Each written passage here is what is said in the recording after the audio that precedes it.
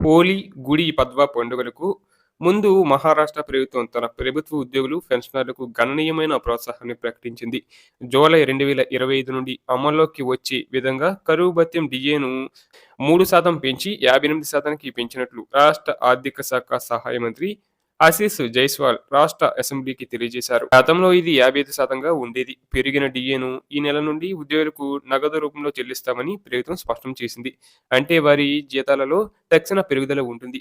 దీనివల్ల రాష్ట్రంలోని దాదాపు 5,16,000 మంది ప్రభుత్వ ఉద్యోగులు, దాదాపు 8,500,000 లక్షల మంది పెన్షనర్లకు ప్రత్యేక ప్రయోజనం చేకూరుతుంది. బకాయిలకు సంబంధించిన పరిస్థితిని కూడా ప్రభుత్వం స్పష్టం చేసింది.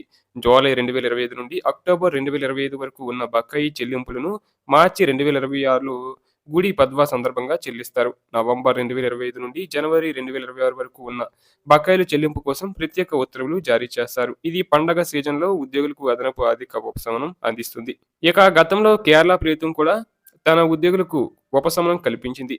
రాష్ట్ర ప్రభుత్వం కరువు భత్యం డిఏలో 10% పెంపును ఆమోదించింది.